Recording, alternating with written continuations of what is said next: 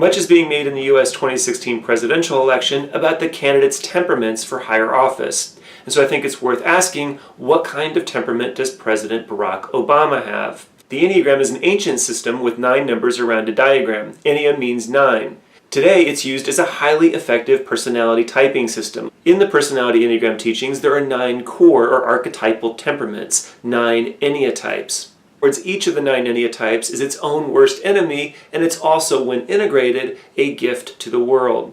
Using the system of the Enneagram, I conclude that Barack Obama runs the Type 9 pattern, what I call the pattern of the stubborn peacemaker.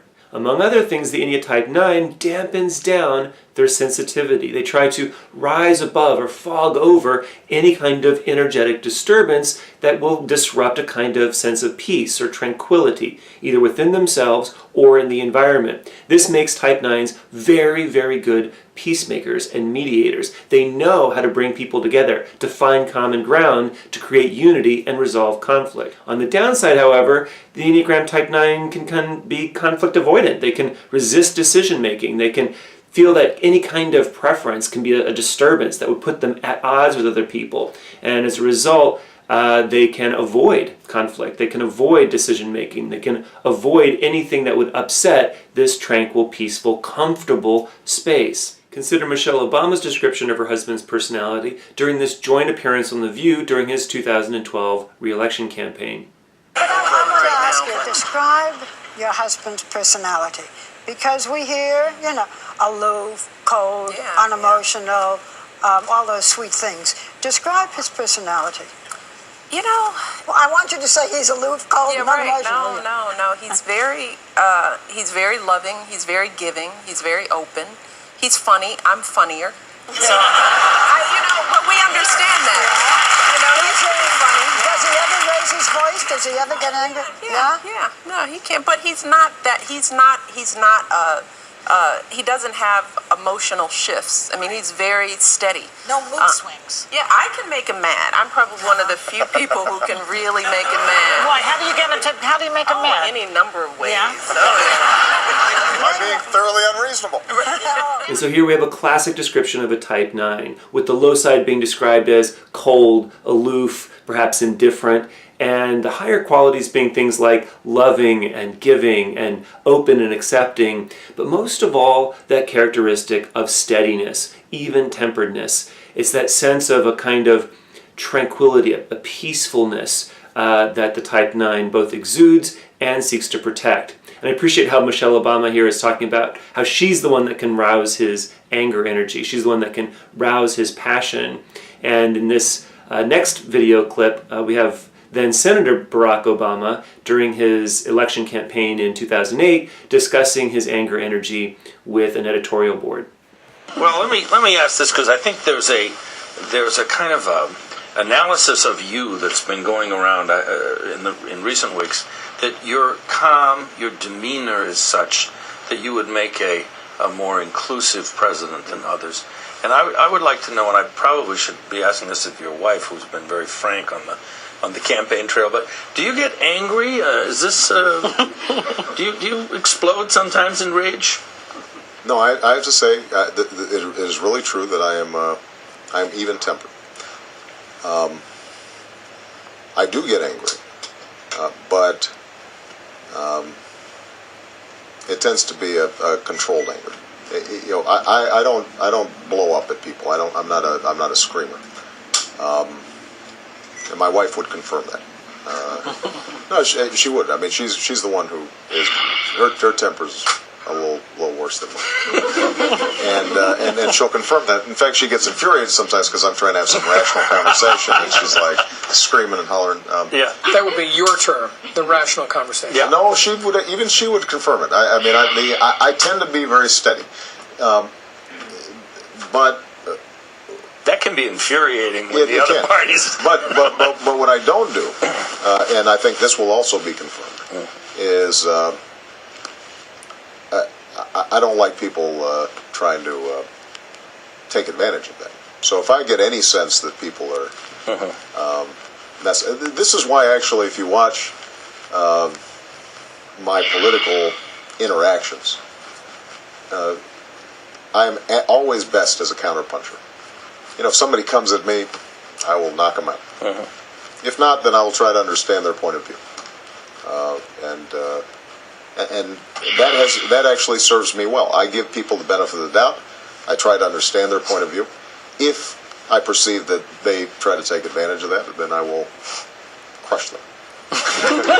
The Type 9 is among the 3 Enneagram patterns, 8, 9, and 1, which work specifically with anger. And while the 8 is very expressive of the anger, and while the 1 is trying to control anger but also can express it, the 9 is the most out of touch with their anger. And so it can surprise many Type 9s just how much rage, even a kind of volcanic rage, may be bubbling underneath this sort of soft, easygoing, dampened down veneer. And so much of the journey for the Type 9 is actually to get in touch with their anger, because anger in its raw form is just pure vitality. And one of the raps on the 9 is that they can be a bit too vacant, a bit too sleepwalking through life. And so actually getting in touch with their vital energies can bring forward their own agenda and get them in touch with their true calling, help them to move into actively participating in the world. I also detect Type 9 patterns in this more recent interview of now President Barack Obama, conducted by Charlie Rose. Probably the area where I've gotten the most criticism from some in the foreign policy establishment here in Washington is around the Syria and the red line situation. And there, what you have is people who I think instinctively feel that where something is going wrong, where we have a problem, the solution is for the United States to send its military in and impose order. And surely what we've learned, not just from Iraq, but even the great challenges that we've had in places like Afghanistan, where we've now been there for 13 years, devoted enormous resources, lives lost, and I can tell you from visiting Afghanistan, talking to our troops, they are the best of the best. I mean, these folks know what they're doing. They are outstanding at what they do.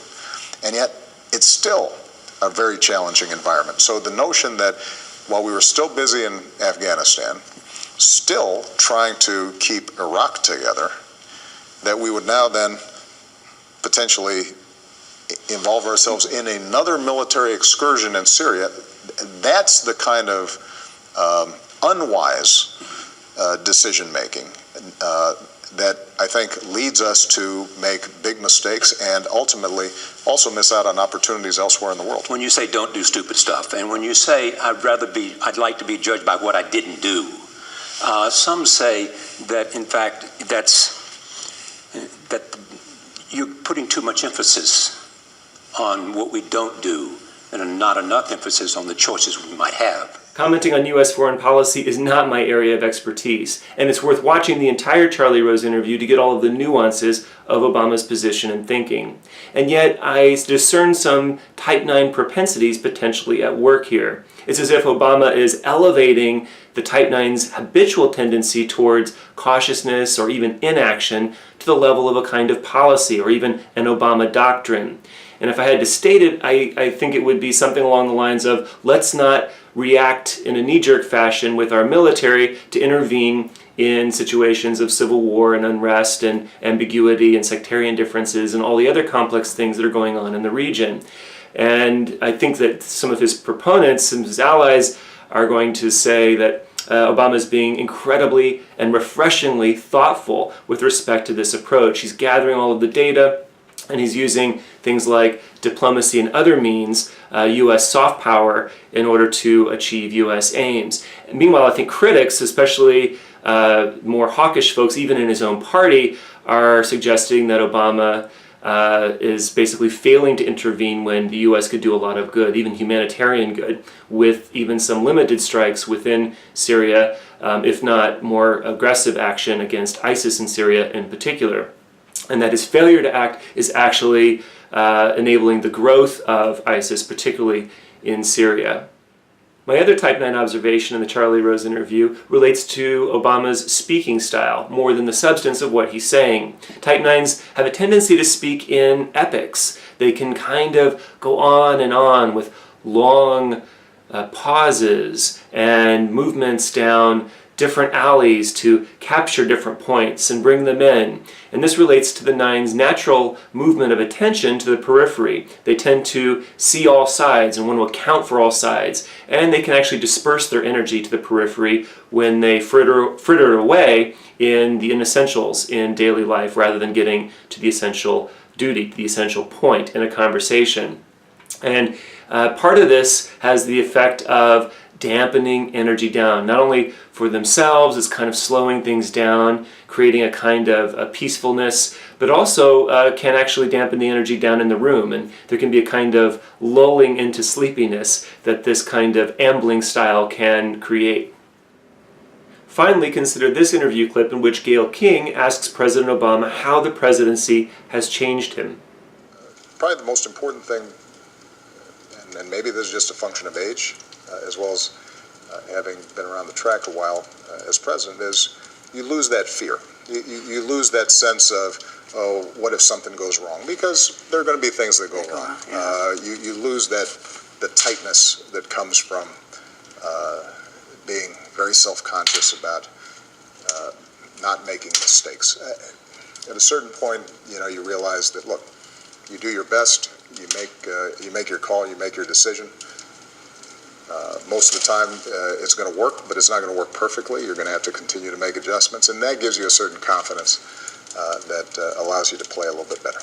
People running the Type 9 pattern tend to be out of touch with their own preferences because these preferences, these decisions, if you will, can create ripples or disturbances within themselves and others. And this is what the 9 is attempting to avoid. And so as a result, it can take a long time for a 9 to make a decision. 9s can endlessly ruminate, see all points of view about a particular matter before actually coming to make a final decision.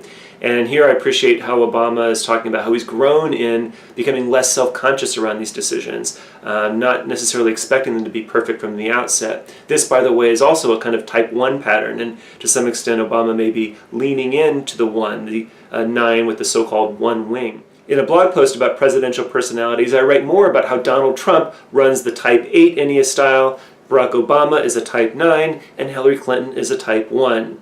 And if you're watching this in YouTube, you can find a link to that post below. You can also check out my website, livingenneagram.com, to learn more about the Enneagram teachings generally and to discover your own Ennea type.